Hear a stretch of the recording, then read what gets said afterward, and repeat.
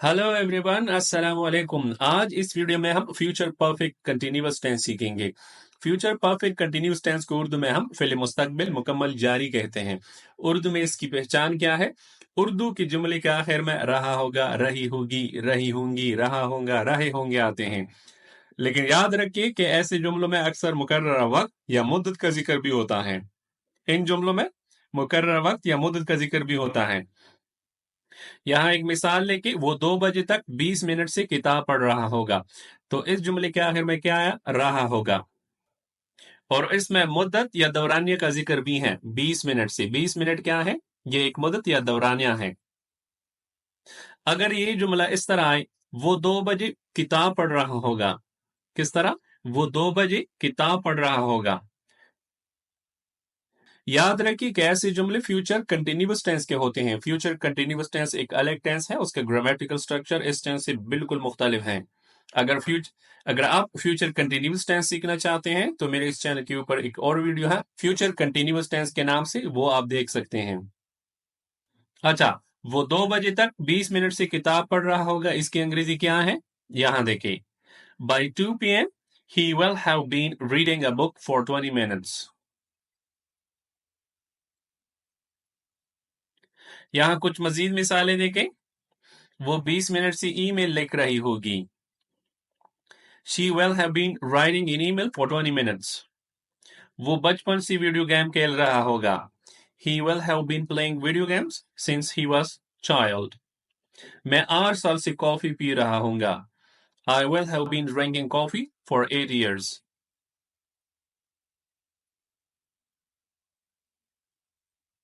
इस टेंस के बारे में दो अहम नुकात ज़हन में रखें। यहाँ देखें, The actions in this tense can start in the past, present or even future and will be continuing at a specific point in the future. क्या मतलब? कि इस टेंस में काम पास्ट में, प्रेजेंट या फ्यूचर में शुरू हो सकते हैं और फ्यूचर ही में जारी रहते हैं। पास्ट परफेक्ट कंटिन्यूअस टेंस और प्रेजेंट परफेक्ट कंटिन्यूअस टेंस में हमने पढ़ा कि इन टेंसेस में काम पास्ट में शुरू होते हैं, लेकिन इस टेंस में काम पास्ट, प्रेजेंट और फ्यूचर में शुरू होना पॉसिबल है।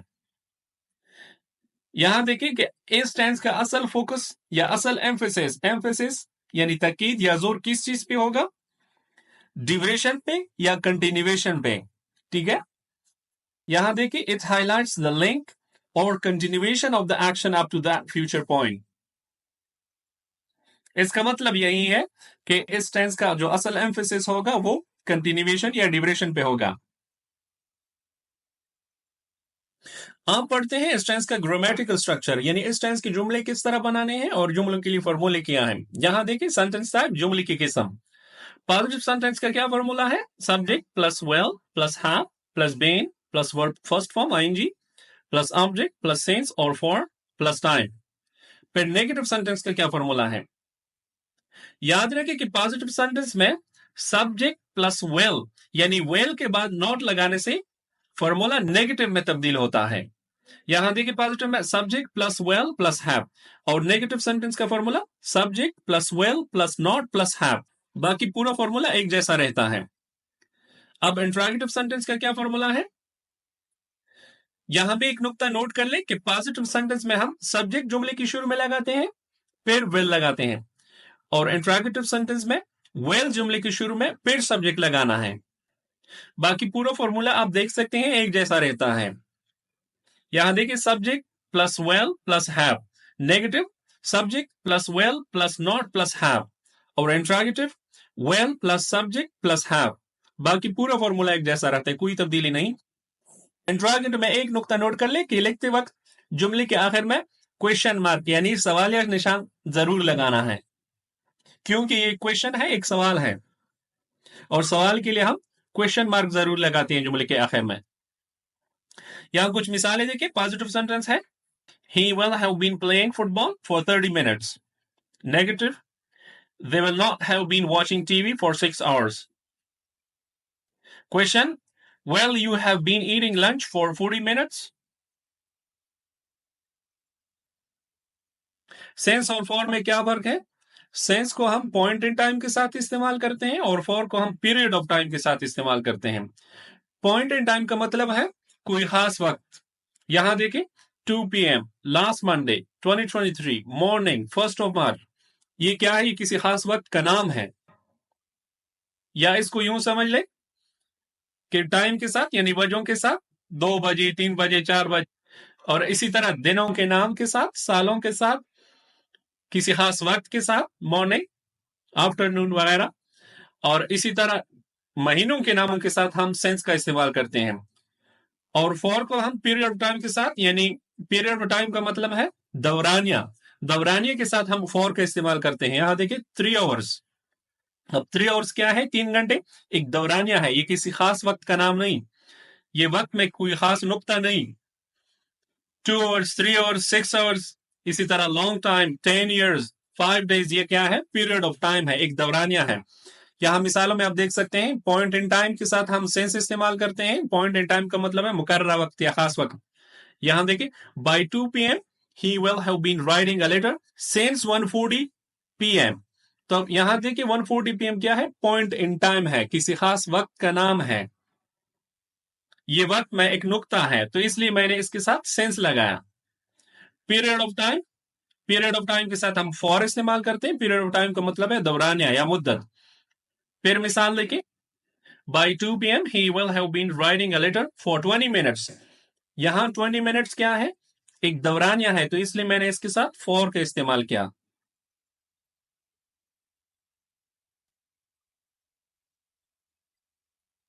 यहां एक पॉइंट जहन में रखें कि इस टेंस में helping verb will have been है।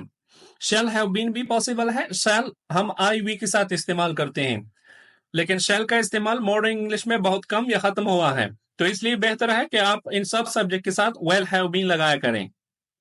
और यहां एक और नुक्ता नोट कर ले कि यहां देखिए ही शी इट के साथ विल हैव बीन, यानी विल हैज बीन आप नहीं कह सकते, ठीक है? यहां हैव की जगह हैज आप नहीं लगा सकते, ये ध्यान में रखें। यहां नीचे मिसालों में भी आप पढ़ सकते हैं। यहां देखिए, I will have been reading a newspaper for 1 hour. He will have been driving this car for a long time. यहां मैंने हर फॉर्मूले के नीचे एक जुमला दिया हुआ है। जुमला एक खास तरतीब से है। आप देख सकते हैं कि सब्जेक्ट के नीचे सब्जेक्ट है और हेल्पिंग वर्ब के नीचे हेल्पिंग वर्ब मौजूद है, और बाकी भी आप तरतीब देख सकते हैं कि वर्ब के नीचे वर्ब है। तो ये पॉजिटिव फॉर्मूला है और पॉजिटिव सेंटेंस है। यहां देखें, I will have been reading a newspaper for 1 hour. इसी तरह नेगेटिव सेंटेंस देखें, ऊपर फॉर्मूला भी साथ साथ में कंपेयर करें। I will not have been reading a newspaper for 1 hour. फिर इंट्रोगेटिव भी देखें, will I have been reading a newspaper for 1 hour. सारे टेंसेस में सबसे ज्यादा कंफ्यूजिंग टेंस स्टूडेंट के लिए फ्यूचर परफेक्ट कंटिन्यूअस टेंस है। इसलिए मैंने यहां एक सिनेरियो दिया है ताकि आप इसका सही इस्तेमाल सीख सकें। लेक्चर के शुरू में हमने पढ़ा कि इस टेंस में काम पास्ट, प्रेजेंट या फ्यूचर में शुरू हो सकता है। फर्ज कर ये हमारा टाइमलाइन है, पास्ट, प्रेजेंट और फ्यूचर। आप और मैं यहां प्रेजेंट में बैठे हुए हैं। टाइम क्या है? घड़ी में देखें 2 बजे। मान लिया आपने किसी दोस्त से मिलने का वादा किया है और अब आप मुझे इसके बारे में बता रहे हैं। बाय आप क्या कह रहे हैं? By 5 p.m. My friend will have been waiting for 40 minutes.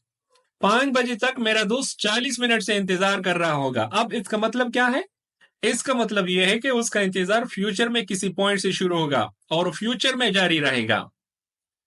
अब 2 बजे हैं और आप 5 बजे की बात कर रहे हैं। 5 बजे फ्यूचर यानी आने वाला वक्त है। अगर 40 मिनट हम पीछे आए तो कौन सा टाइम जाहिर होता है? यहां देखिए 5 बजे, यहां अगर हम 40 मिनट पीछे आए तो कौन सा टाइम जाहिर होता है? 4:20 20 मिनट पास 4 o'clock, यानी 4:20 जाहिर होता है। तो ये भी एक फ्यूचर का वक्त है। जिस तरह हमने पढ़ा कि इस टेंस में काम पास्ट, प्रेजेंट या फ्यूचर में शुरू होता है, तो यहां देखिए उसका इंतजार फ्यूचर में शुरू होगा और फ्यूचर में जारी रहेगा। अब यहां देखिए, हम यहां बैठे हुए हैं प्रेजेंट में। टाइम क्या है? 4:20। आप मुझे ये बता रहे हैं by 5 PM my friend will have been waiting for 40 minutes. अब इसका मतलब है उसका इंतजार कब शुरू होगा? यहां देखिए प्रेजेंट में शुरू होगा, प्रेजेंट में शुरू होगा और फ्यूचर में जारी रहेगा। फिर यहां देखिए, यहां प्रेजेंट में टाइम क्या है? 4:45 बजे। अब आप मुझे बता रहे हैं by 5 PM my friend will have been waiting for 40 minutes. तो यहां तो 4:45 बजे हैं, 4:20 का वक्त वो तो गुजर चुका है। तो यहां उसका इंतजार का, तो इसका मतलब है कि उसका इंतजार पास्ट में शुरू हुआ, अभी भी जारी है, फ्यूचर में भी जारी रहेगा। उम्मीद करता हूं इस टेंस का सही इस्तेमाल आपने इस सिनेरियो से सीख लिया होगा।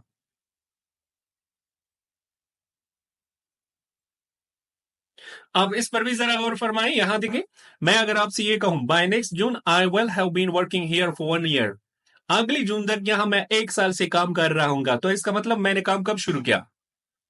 इसका मतलब क्या है? यहां देखिए नेक्स्ट जून से आपने 1 ईयर यानी 1 साल पीछे आना है। अगर हम 1 साल पीछे आए तो कौन सा महीना बनता है? जून। अब यहां हम मौजूद हैं, ठीक है। तो इसका मतलब है कि इस जून में यानी प्रेजेंट में मैंने काम शुरू किया, इस जून में मैंने काम शुरू किया, ठीक है, और ये काम मेरा जारी रहेगा फ्यूचर में। अगर मैं आपसे ये कहूं, यहां देखिए, अगर मैं आपसे ये कहूं by next June I will have been working here for 6 years, अगली जून तक यहां मैं 6 साल से काम कर रहा हूंगा, तो अब मैंने काम कब शुरू किया? अब आपने नेक्स्ट जून से पीछे आना है, तो इसका मतलब है कि 5 साल पहले मैंने काम शुरू किया, अभी भी कर रहा हूं और फ्यूचर में भी ये काम जारी रहेगा। अब उर्दू के जुमले अंग्रेजी में ट्रांसलेट करते हैं। देखिए पहला जुमला, अगले हफ्ते के इख्तिताम तक वो इस प्रोजेक्ट पर 1 महीने से काम कर रहा होगा। By the end of next week, he will have been working on this project for a month. अगले अप्रैल मैं 1 साल से यहाँ काम कर रहा हूँगा। Next April, I will have been working here for 1 year. जब वो अगले मौसम गर्मा में ग्रेजुएट होगी, वो 2 साल से फ्रांसीसी जुबान का मुताला कर रही होगी। When she graduates next summer, she will have been studying French for 2 years. अगले महीने के खत्म होने तक मैं 1 साल से हस्पानी जुबान की क्लासें ले रहा हूँगा। By the end of the next month, I will have been taking Spanish lessons for a year. जब मैं रिटायर हो जाऊंगा, मैं 40 साल से काम कर रहा हूँगा। By the time I retire, या when I retire. By the time I retire, I will have been working for 40 years. इस हफ्ते यानी रवां हफ्ते। इस हफ्ते अकरम 1 महीने से किताब लिख रहा होगा। This week, Akram will have been writing a book for a month. आप कितने अरसे से यहाँ काम कर रहे होंगे? How long will you have been working here? आने वाले साल तक वो बहैसियत एक उस्ताद काम कर रहा होगा जब से उसने अपनी तालीम मुकम्मल की। By next year, he will have been working as a teacher since he completed his education. John को नई गाड़ी मिलने तक वो सन 2021 से अपनी पुरानी गाड़ी चला रहा होगा। इन जुमलों पे अगर आप गौर करें तो अक्सर जुमलों में फॉर का इस्तेमाल हुआ है। फॉर का इस्तेमाल इसलिए कि ड्यूरेशन पे एम्फेसिस है, ताकीद किस चीज पे है? दौरानिये पे है। और आखिर यहां देखिए, यहां सेंस का इस्तेमाल हुआ है इन दो जुमलों में। सेंस का इस्तेमाल इसलिए हुआ कि यहां हम स्टार्टिंग पॉइंट, एक्शन का जो स्टार्टिंग पॉइंट है वो बता रहे हैं। अब ये गौर से सुने, बाय 5 PM का मतलब है 5 बजे तक। एट 5 PM का मतलब है 5 बजे यानी ठीक 5 बजे। अब यहां देखें, इस टेंस की जुमलों में अक्सर हमें फॉर देखने को मिलता है और इस टेंस में सेंस बहुत रेयर केसेस में इस्तेमाल होता है। तो ऐसा क्यों? ऐसा इसलिए कि दरअसल इस टेंस में पीरियड ऑफ टाइम यानी ड्यूरेशन सबसे ज्यादा अहम है और रूल ये है कि पीरियड ऑफ टाइम के साथ फॉर लगाना है। असल में इस टेंस में हम ड्यूरेशन यानी दिवरानी पे एम्फेसिस या जोर देते हैं। अब सेंस देखें। पॉइंट इन टाइम के साथ हम सेंस का इस्तेमाल करेंगे। पॉइंट इन टाइम से मुराद किसी काम का एग्जैक्ट स्टार्टिंग पॉइंट है, और इस टेंस में इसकी इतनी अहमियत नहीं है, तो इसलिए हम सेंस का इस्तेमाल बहुत कम या बिल्कुल नहीं करते। इवन के बाद लोग कहते हैं सेंस को इस टेंस में इस्तेमाल करना पॉसिबल भी नहीं, क्योंकि सेंस वाले जुमले बहुत अननेचुरल होते हैं। एडवांस लर्नर से एक रिक्वेस्ट है कि वीडियो को पॉज करके इसको तसल्ली से पढ़ ले। ये पिछले जुमलों में सबसे आखिरी जुमला है। By the time John gets his new car he will have been driving his old car since 2021। तो इस जुमले की वजाहत यहां दी गई है, आप तसल्ली से पढ़े इसको।